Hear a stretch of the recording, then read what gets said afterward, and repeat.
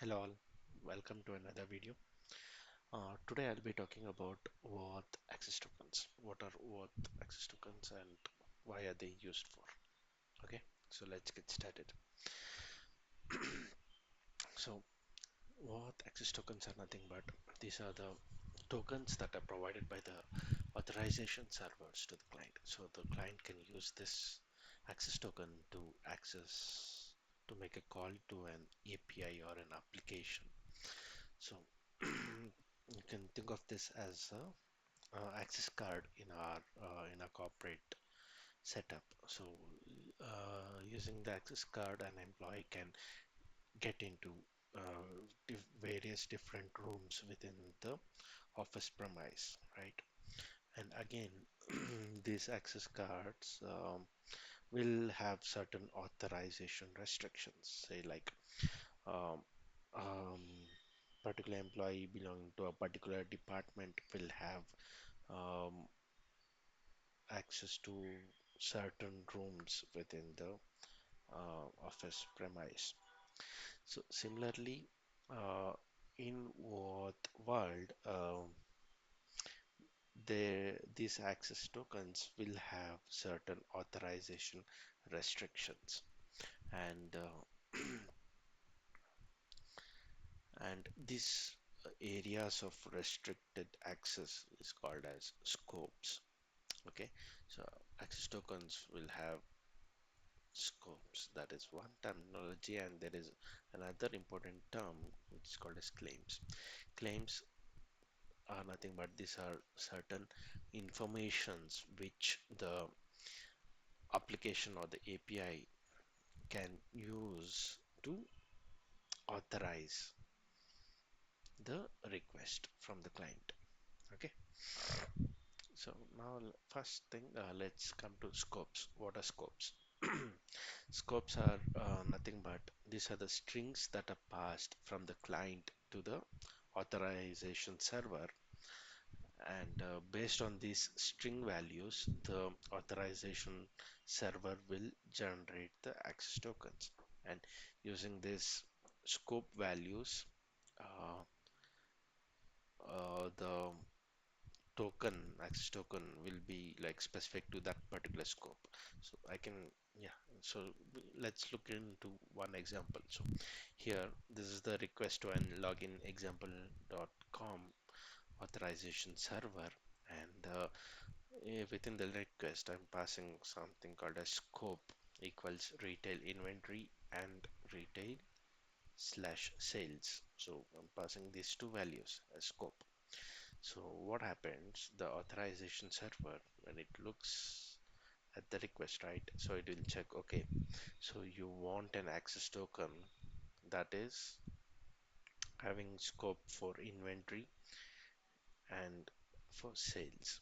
So, uh, okay, it takes note of this and then it generates a access token.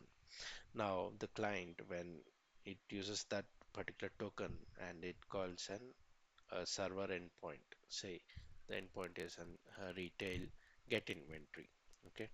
Now it passes this token, and the server decrypts the token, and it will see. Okay. So what is the scope value?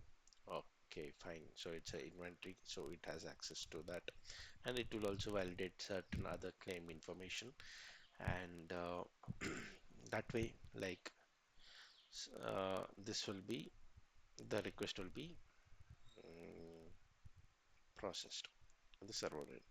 Similarly, if I send the same access token to another endpoint, say like billing dashboard, okay, so that time it will check, okay, so what are the scope in this access token? So it has scope for inventory and sales, but it does not have scope for anything related to billing. So it will um, return the request as a bad request or out of scope entry. So this is what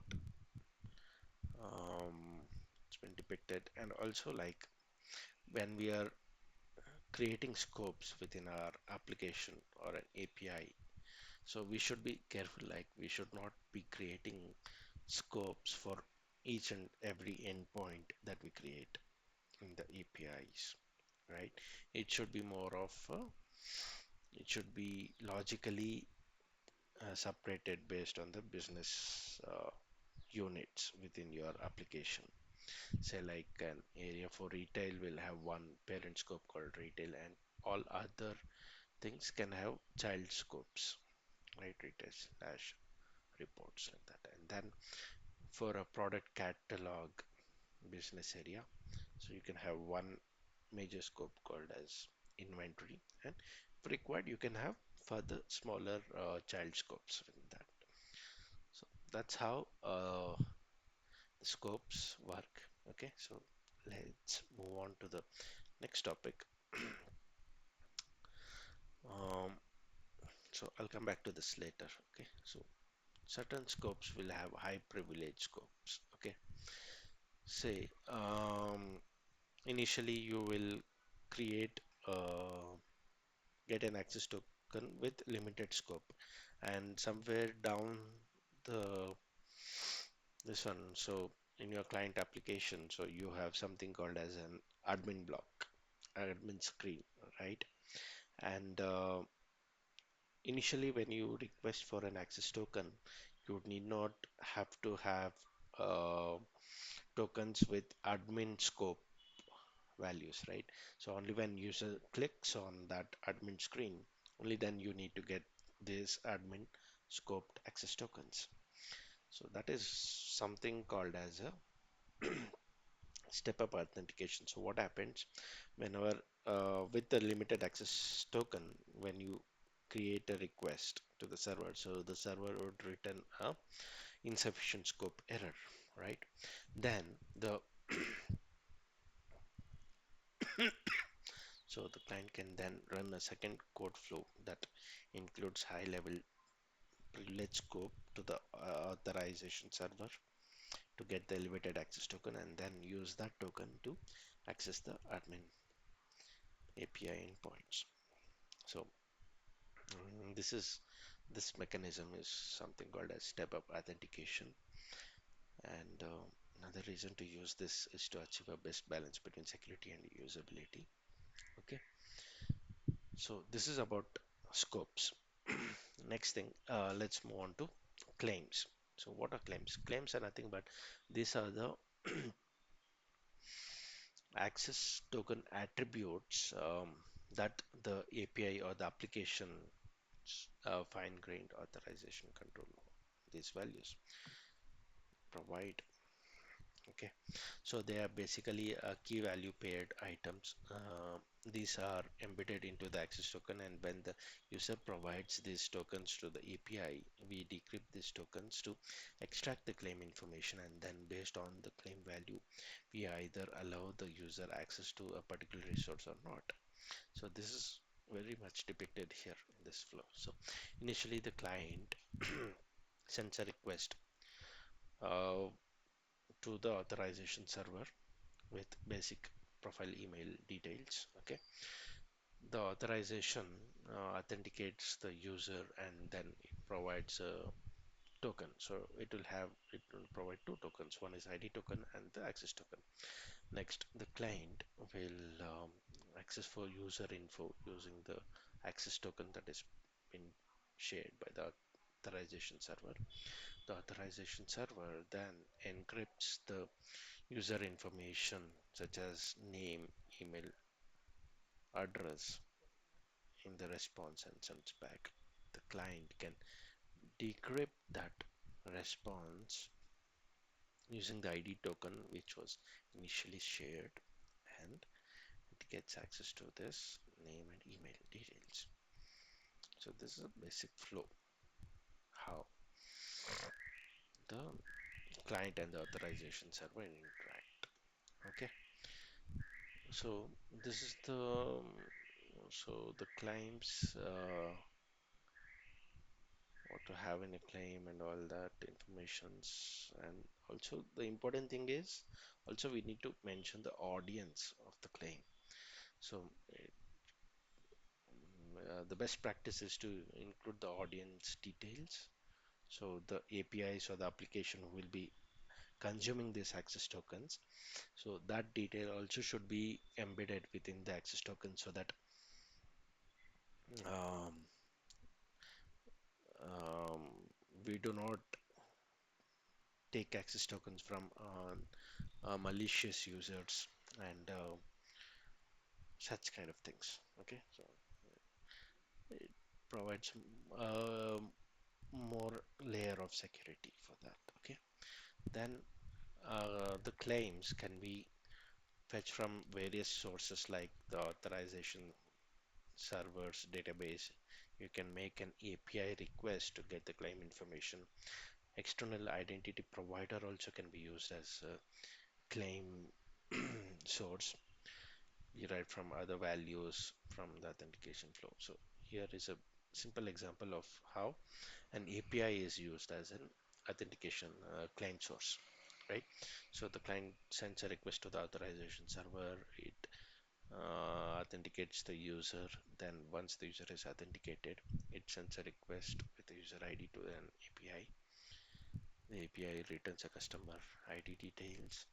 Then that is encrypted and shared back to the client. So the client will decrypt using the ID token, get the customer ID details. So this is one thing, and then scaling, yeah, token sharing. So in a microservice architecture, right? How do you share tokens since you'll have multiple services and you'll have to access data, make call from one API to another. So in that case, like the one approach is to use token exchange. So wherein um, say we have a token with two scopes, scope 1 and scope 2, okay, to an sending API. So the sending API will send with one scope to an authorization server. It gets a token with limited scope, right? Then using that scope 2, what it does,